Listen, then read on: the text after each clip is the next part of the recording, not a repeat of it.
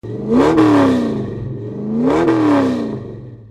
at the Flowmaster Performance Center, we're working on a 2008 Jeep Wrangler Rubicon. We're going to install one of our 50 series SUV muffler kits on it. The kit's very easy to install and can be done at your own home with normal hand tools. The existing Jeep muffler is held in place by a single clamp and 2 rubber hangers, so removal of it is very simple.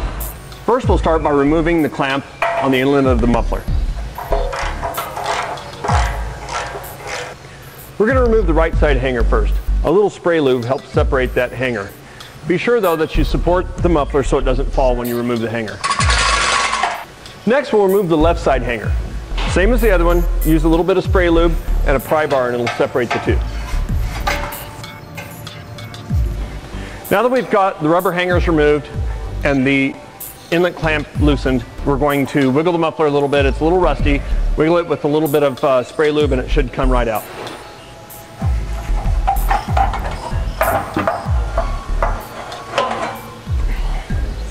This is the stock muffler off the 2008 model Jeep that we're working on. As you can see, it's already pretty rusty. It's a little bit bigger unit.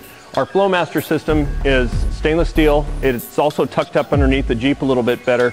So for four-wheelers, you're going to have a little bit better approach angle for obstacles in the rear. The Flowmaster 50 series SUV muffler is going to come just as you see here. It's got the muffler, tailpipe assembly with a brushed stainless steel tip on it, and it's wrapped in styrofoam protective padding. Keep that on until after it's installed to protect the tip. Now we're going to go ahead and raise the muffler into position. After you put it on the inlet pipe, be sure and support it with a stand of some type to keep it from falling while you hook the hangers on. The left side hanger just slips over the Flowmaster factory hanger rod, just like that. Next, take the tailpipe assembly and insert the hanger rod into the hanger first. Then we're going to swing it down and put it into the outlet of the muffler.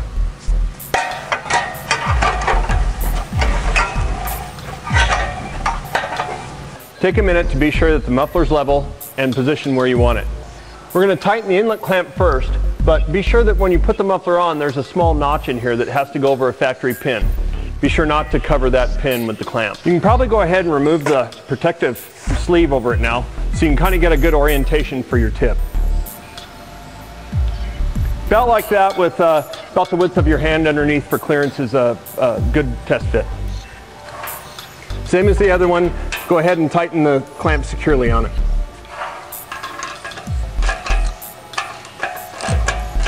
The final step in the installation is to be sure to install a hanger keeper on the left side hanger rod.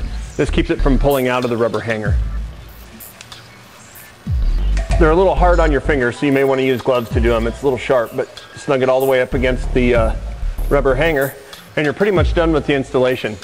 Be sure again that your clamps are tight and that the muffler's sitting level and flat like you want it to, and the tip's position where you want it to.